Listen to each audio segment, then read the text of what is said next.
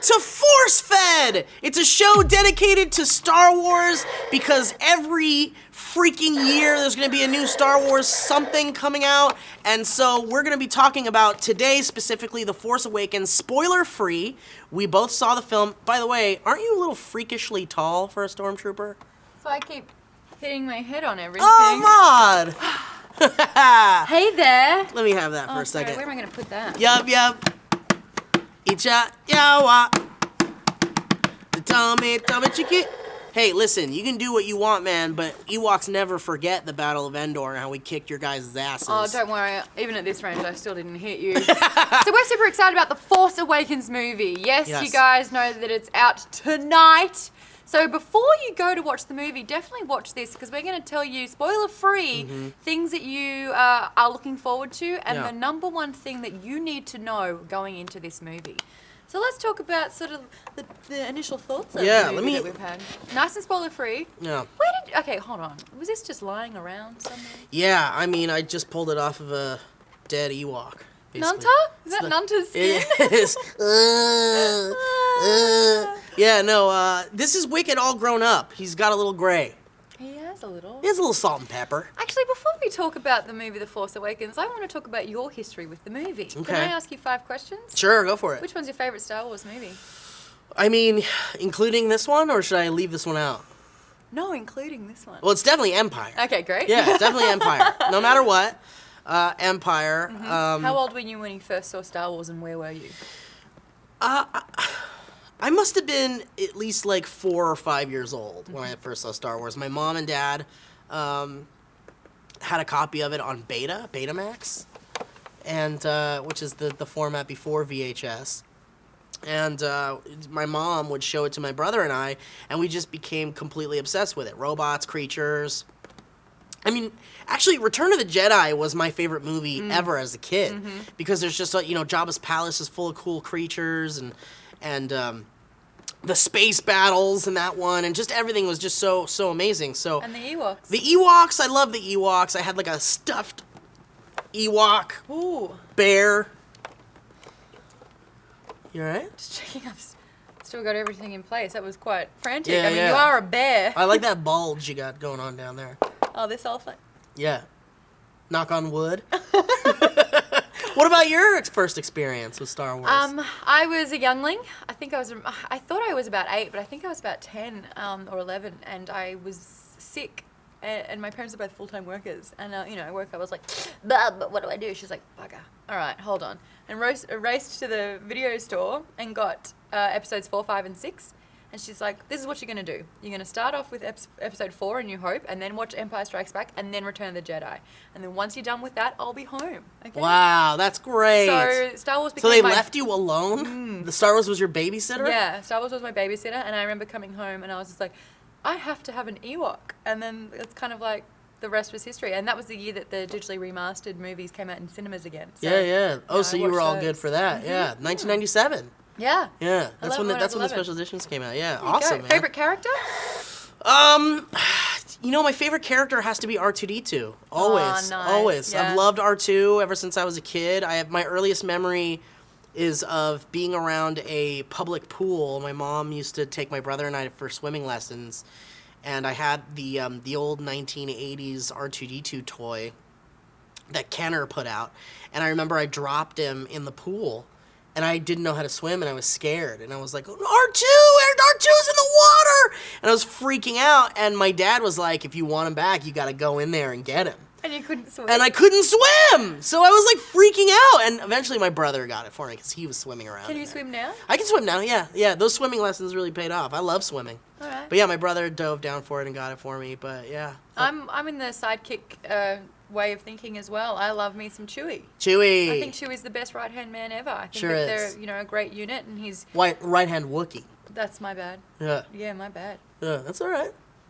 I want to do a Wookiee pun so bad right now, but I'm feeling a little hairy, Yeah. Don't pull the arm off a Gundar or anything like that. Let the Wookiee win. Yeah, let the Wookiee win. Yeah. And what's your favorite Force power? The Jedi mind trick is always a good one. I always do like the Force push and pull too, though. That's kind of like the same the same deal. But yeah, it's kind of a cross between those two. What about yours? Unlimited power. Do you like the lightning? I like the Jedi mind trick. I think that's great. Yeah, I that's want great. minions to do my bidding all the time. Yeah. I understand the premise of using the mind trick because you are able to sway sort of like weak-minded people to help aid your quest or your journey.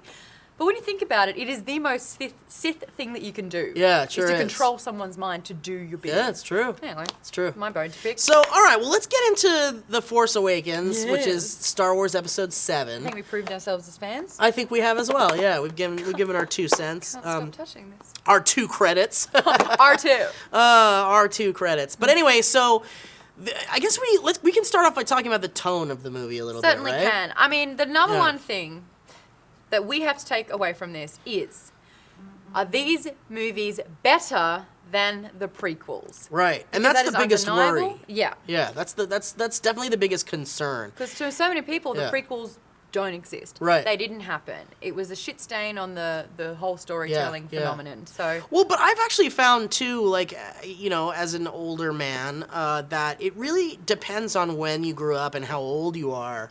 What your when as an older man, you're wearing a Wookiee, in an Ewok costume, yeah. in an Ewok costume. Little As an wicket. older man, as a grown adult man with credit and Republic credit, Republic credits. I feel like it's an age thing. Like if you're of the generation that grew up with the prequels, I think you like the prequels. But I don't think anybody loves the prequels as much as our generation loves the classic trilogy. Right. Because, I was yeah. 13 when Phantom Menace came out. Right. Which is older than most people watching. Mm-hmm. But still, I had goggles on. My blinders were on big time for that one, and it took me years to realize I didn't actually love them. Yeah. And I watched all the movies again for The Force Awakens. Show of hands, comment below. Did you do the order again? And what order did you do them? I actually did 4, 5, 6, 1, 2, 3. Oh yeah, that was your Yeah. yeah. Well, we didn't have a choice for me because those movies weren't even out yet when I was born. Right. So, definitely saw 4, 5, 6, and then 1, 2, 3. And I just remember leaving. No, I mean marathoning up to The Force Awakens. Oh, did you marathon? You did. Hell yeah. I watched Jedi with you here in the office. Remember? Yes. And you hadn't seen the Original. despecialized, Yeah. the despecialized edition. Uh-huh. Which, if you can get your hands on, if you haven't it. seen the original trilogy, please go get your hands on the despecialized Are they all available edition. online? I believe so, in illegal ways. But I will say this. The most non-illegal way to kind of like get the films would be to at least own some version of the trilogy. That way, it's more of like a moral issue rather than than a legal one. Or is it the other way around? You'd be a grey Jedi. That's Listen, for sure. well, what I want to say is that I saw the movie on Monday. You saw it yesterday. Mm-hmm. And most people have been asking, kind of to bring it back to the prequels, most people have been asking me, is it better than the prequels?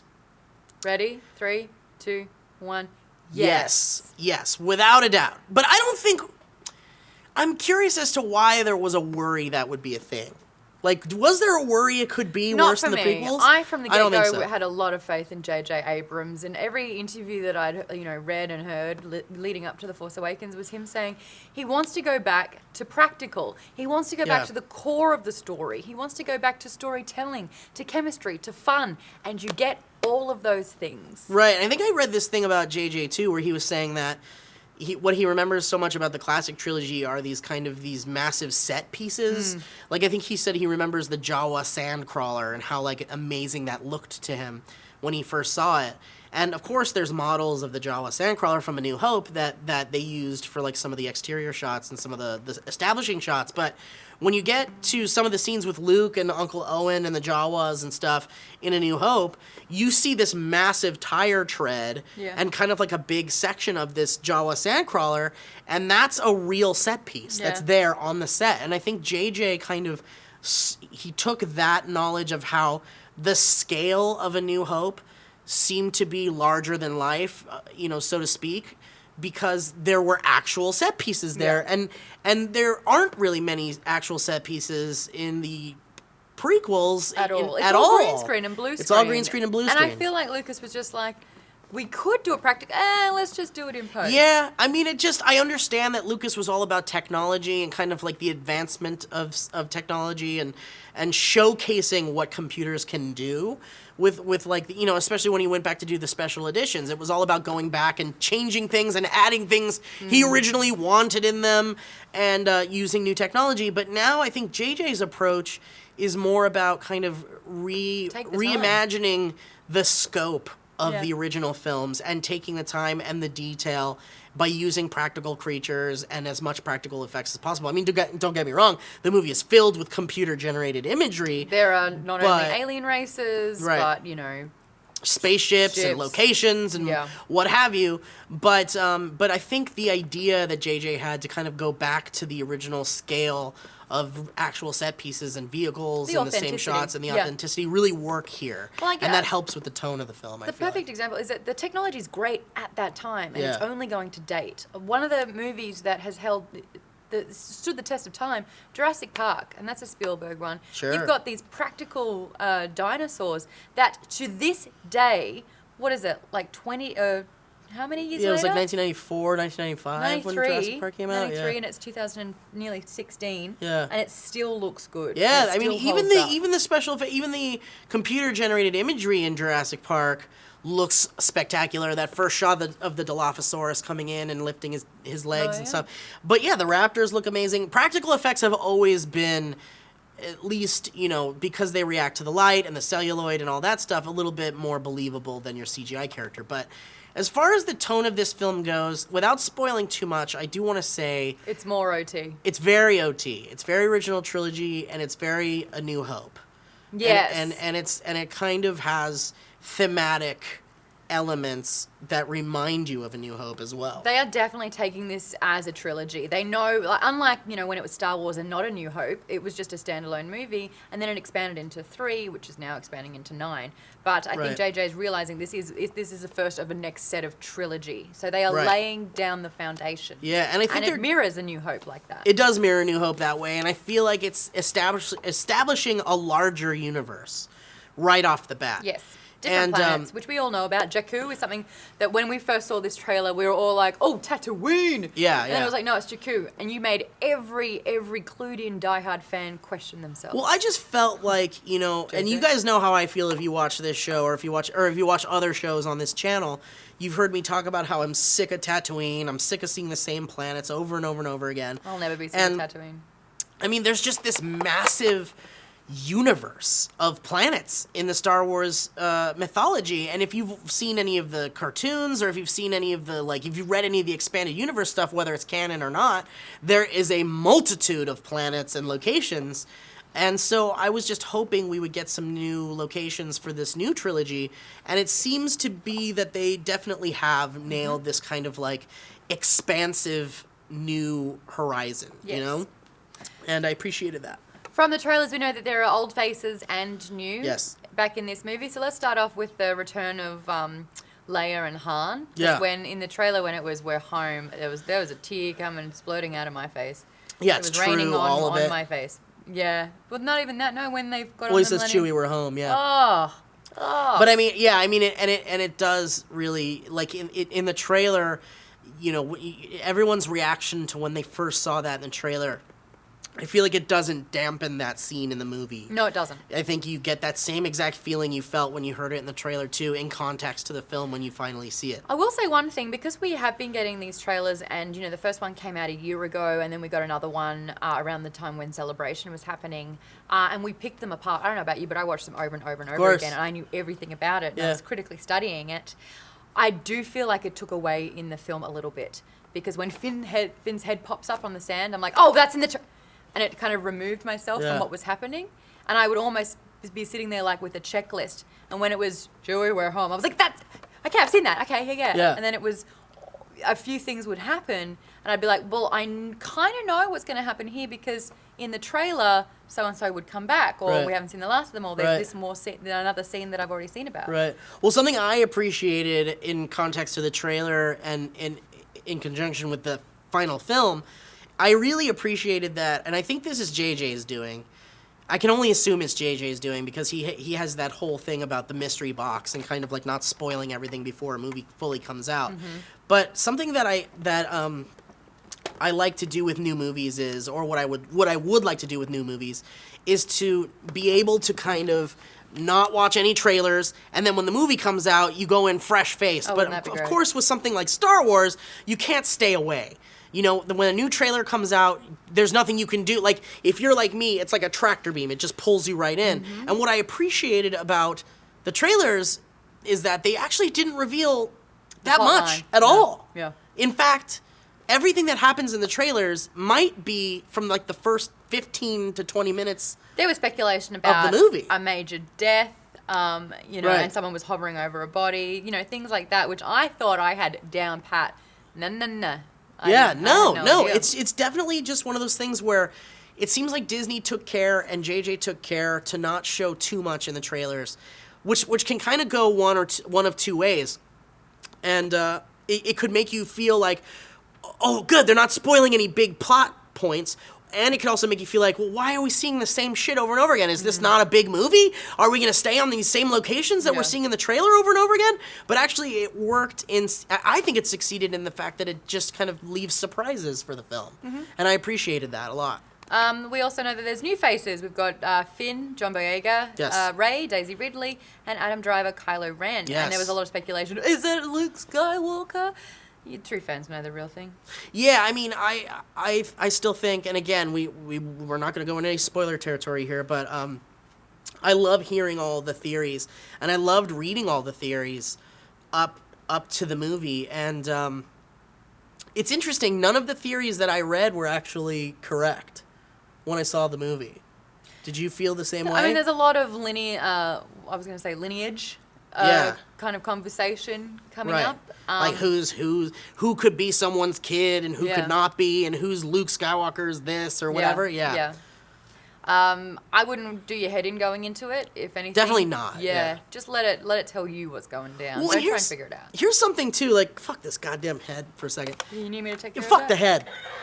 Here's something too that I want to kind of address. For those of you that are kind of still concerned about, you know, if the movie is going to be as good as or whatever, you know, you guys are listening to what we're saying about the movie, and we both enjoyed it immensely. But I know you probably still have some concerns, and I feel like for me personally, what I needed to do and my way of preparing for the film was to look at it this way. I felt like, at the very least, this movie was going to be entertaining. Mm-hmm. Like, that's my lowest expectation of The Force Awakens. That didn't exist for me. I didn't have lowest You didn't even know, you didn't have a low expectation. My expectations were so high. Like, Star Wars means so much to me. Yeah. That I kind of wanted more from it than I think I deserved. Right. If that makes sense. You know?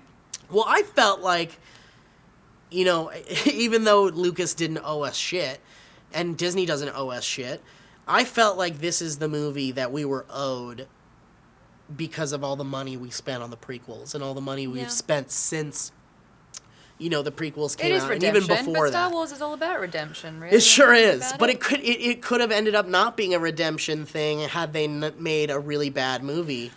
I think Disney could have done one or two things with this movie, The Force Awakens.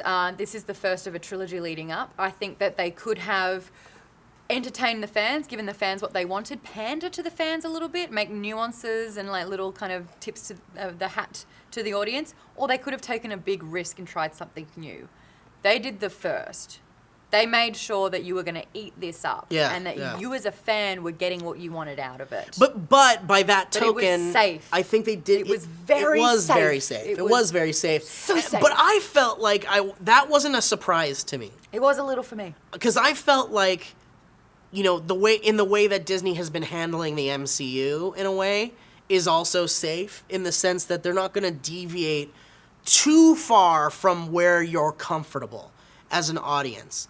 And I feel like that's a double-edged sword, because in the one hand, staying safe in the sense that you're in the audience and the fans' comfort zone means that you're going to reach a wider audience. And it means that you're going to And that's what you want. You want to reach the widest audience possible. And I don't think that if you've never seen a Star Wars movie, you're going to be completely lost. No, but it would help. It would definitely help. Yeah, there's definitely some context in this film that requires you to know, at least have a general knowledge base of the original trilogy. You're still going to get along great. You know, when the audience, and yay! You'll be there. Yeah, you want to be there. Yeah, and I think you will be, whether you've seen it or not. But I think that it's important to know going into this film that, it's impossible to please everybody. That's impossible. It is absolutely impossible. And I think I even read that JJ was terrified, and the guy has probably not had a solid stool in fucking 2 years,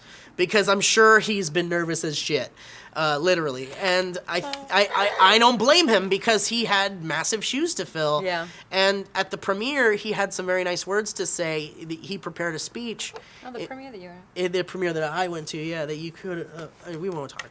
But I will say, and I think this footage exists online that you can watch.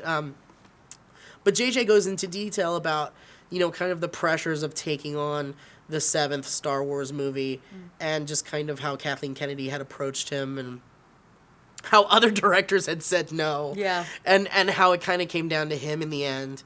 And it sounds like it's he definitely poured a lot of love and heart into this movie. But again, in speaking to the safeness that we keep referring to, I think that it's important to understand, before you go into this, that you're not going to see anything that is massively groundbreaking. No. This is the first of a trilogy, meaning that they're using this to set up the next 2 movies. There's a lot of exposition about what's happened for the last 30 years. They're kind of filling you in as an audience member to catch you up a little bit, and then they're laying down the pathway for what's going to happen next. Right, and you've seen those types of movies before. When you watch the first of any series, let's go back to the MCU. When you watch the first Iron Man, when you watch the first Captain America, the first Thor, You're setting your story You're up. setting the story. Each one of them has a different way of showing the exposition into who the character is, what their story is, all of that. But for Star Wars, it's a little different, because there's already been... There's a massive mythology that exists already. Exactly. And there is a lot of stuff that's currently canon. And we know where it left off. We do know where it left off. And I think but it's important for them to establish this new generation of characters that seem to be kind of like having the mantle handed over, and they're carrying the torch into this new universe.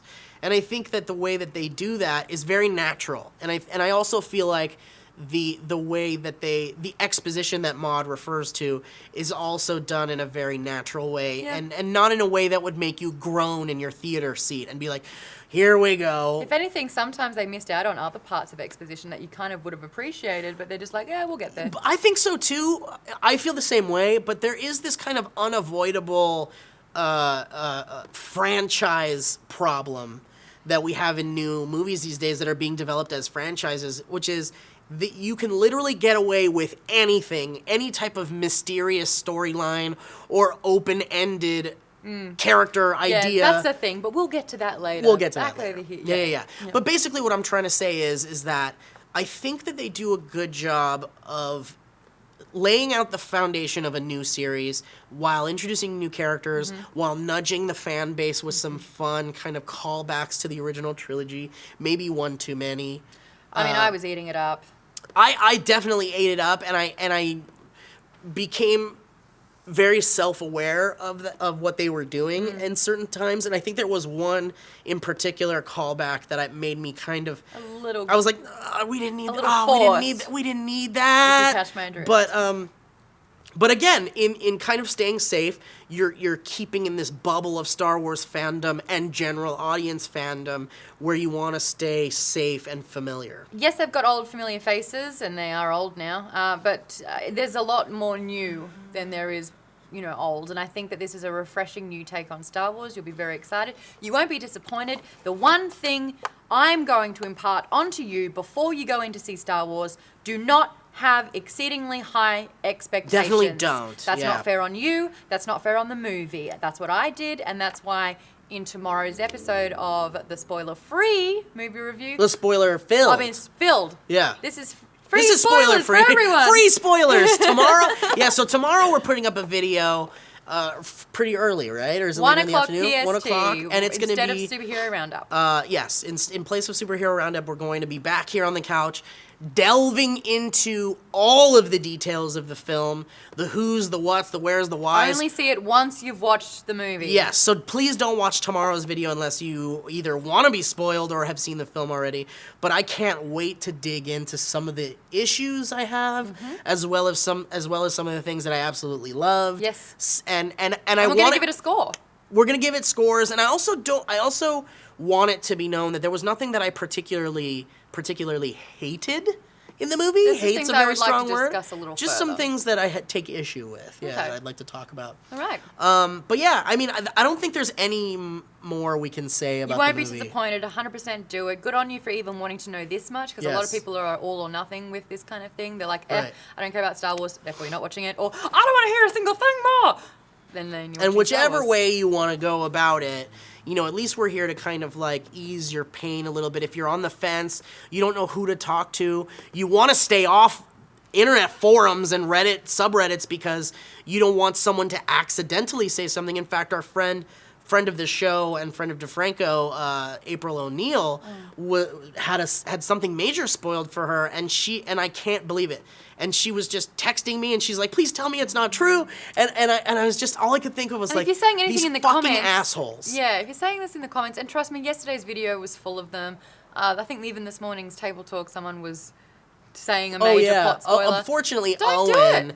Owen, our editor here, who has not seen the film, has had to personally delete these comments, which makes me feel like shit because Owen is not only my best friend, but a huge Star Wars fan, and that's the worst possible thing for someone to see when you haven't seen it. So you've wrecked it for someone. So for those of you that are worried, I like to think that this video is a safe haven for you that are worried but would like to know Should have prefaced with that, but our that's cool. thoughts. We should have prefaced with it, but also stay out of the comments section. Yeah. Whatever you do, because Tempted there's to going to be disable. some troll, some asshole. Maybe we should disable. Maybe. But it'd be nice to know what people think about a video like this and if they're interested. I guess the numbers would speak for itself. But stay away from the comments section is all I can say. And hopefully this made you feel at least a little more comfortable when going in to see the movie this Friday. So Thank you so much for listening to our spoiler-free review of The Force Awakens. Definitely go see it. We're going to give that the blanket thumbs up, go ahead. Yes. But for a more detailed breakdown of the movie, full of spoilers, we'll see you tomorrow. yes, we'll see you tomorrow. I'm Darth Maude.